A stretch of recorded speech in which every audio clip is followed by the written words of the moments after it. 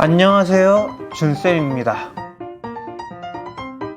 이번 방학특강에서는 우리 신앙의 영원한 시작이자 영원한 종점인 성경에 대해서 다루어 보려고 합니다. 방학특강이 마무리되는 그 시점에 우리가 성경에 더욱더 익숙해지고 성경을 더욱 소중히 여길 수 있는 기회가 되었으면 좋겠습니다. 우리가 보는 성경은 몇 권으로 이루어졌을까요? 흔히 39, 27에서 구약 39권, 신약 27권이라고 외우게 되었죠? 그렇습니다. 우리가 보는 성경은 39권, 27권, 합해서 총 66권으로 이루어졌습니다. 그러면 유대인들이 보았던 성경은 우리와 같은 성경을 보았을까요? 아니면 우리와 다른 성경을 보았을까요? 오늘 강의에서는 이런 부분 또한 다뤄보게 될 것입니다. 여러분, 도량형이라는 단어 많이 들어보셨나요? 한국사나 세계사 시간에 많이 쓰게 되는 단어인데, 도량형은 단위를 잴 때 쓰게 되는 도구를 이야기합니다. 옛날 왕들의 업적 중에 그 왕이 만약에 도량형을 통일했다는 기록이 있으면 그 왕의 업적이 매우 대단하게 평가가 됩니다. 단위가 변함에 따라서 내가 손해를 입을 수도, 내가 이익을 얻을 수도 있어서 단위란 정말 중요하기 때문입니다. 옛날 고대인들은 그래서 연마을로 장사를 하러 갈 때 갈대를 잘라서 만든 막대를 받아오게 됩니다. 그때 막대의 길이는 1규빗, 팔꿈치에서 가운데 손가락까지의 길이가 됩니다. 그래서 이 막대를 그 마을의 도량형으로 사용하게 되는 것이죠. 이 막대가 갈대로 이루어졌기 때문에 갈대라는 뜻의 단어 카난, 이 카난에서 유래된 카논이라는 단어를 사용하게 됩니다. 카논은 그렇기 때문에 기준을 뜻하는 단어가 되죠. 우리의 신앙에도 기준이 있습니다. 이 기준 또한 가논이라고 하는데 우리말로는 정경이라는 표현을 사용합니다. 정경이란 무엇일까요? 정경이란 여러 형태로 흩어져 있던 성경 각 권을 하나의 하나님 말씀으로 모으는 과정을 거쳐서 우리 신앙의 기준이 된 성경 한 권을 이야기하는 것입니다.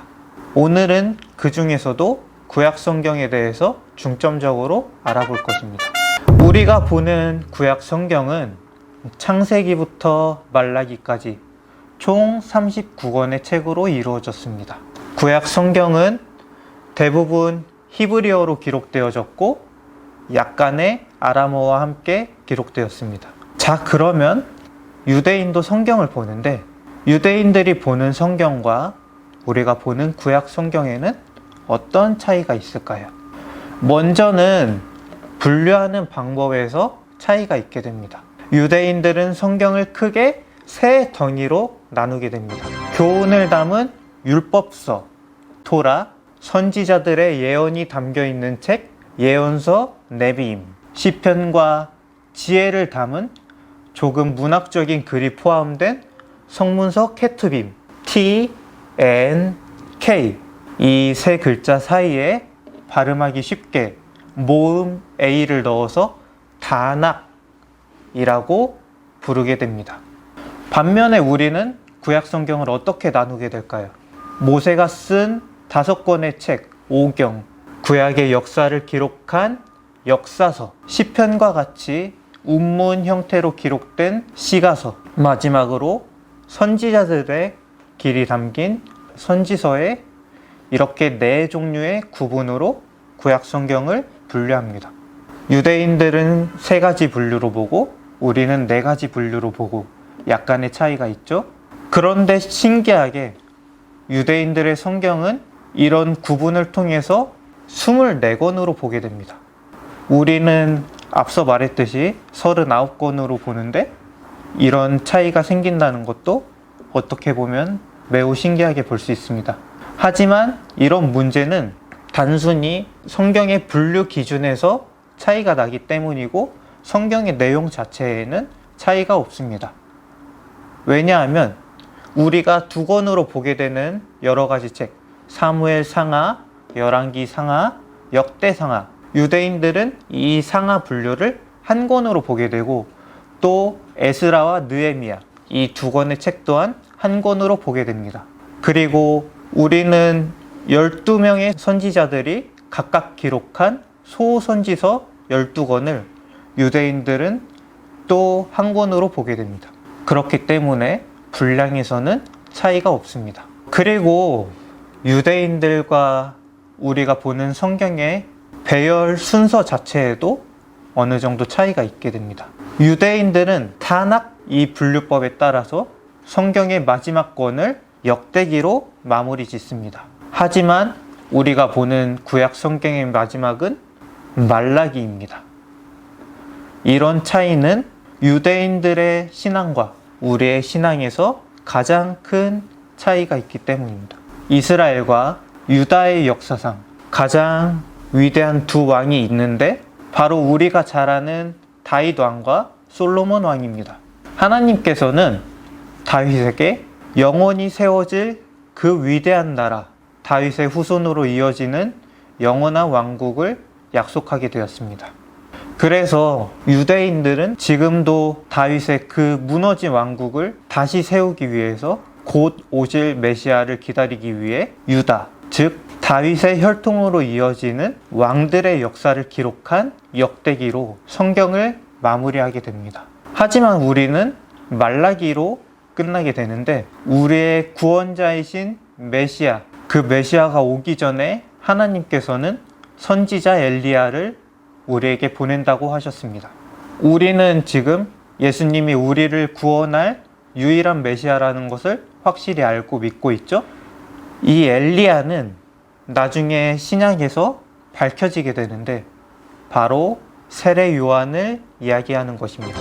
즉 말라기를 통해서 곧 오실 메시아에 대한 예언을 발견할 수 있게 되고, 우리는 말라기와 같은 예언서가 구약의 마지막에 위치하고 바로 복음서로 이어지게 되는 순서로 가게 됩니다.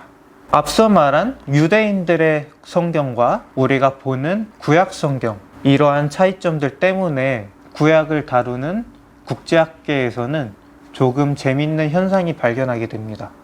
바로 논문에서 구약 성경을 어떻게 표현할까 라는 점입니다. 우리는 신약 성경을 구약 성경과 함께 하나님의 말씀으로 보기 때문에 구약은 옛 약속, The Old Testament 라고 하는 반면에 유대인들은 신약을 인정하지 않기 때문에 여전히 성경 자체를 타낙이라고 부르게 됩니다. 이러한 상황 속에서 학자들은 서로 의견이 충돌하게 되고 서로의 자존심 싸움 때문에 타낙이냐 올드 테스트먼트냐 둘의 싸움이 붙게 됩니다. 그래서 이것을 중재하기 위해서 히브리어로 기록된 성경이기 때문에 히브리 바이블로 부르자는 의견이 발생하게 됩니다. 저는 개인적으로 그러면 우리는 이 구약 성경 부분을 어떻게 부르길 원하는가 한다면, 우리는 앞서 말했듯이 신약 또한 우리에게 주신 완전한 하나님의 말씀이기 때문에 타낙, 히브리 바이블 둘 다 아니라 The Old Testament 라고 표현하는 것을 선호합니다.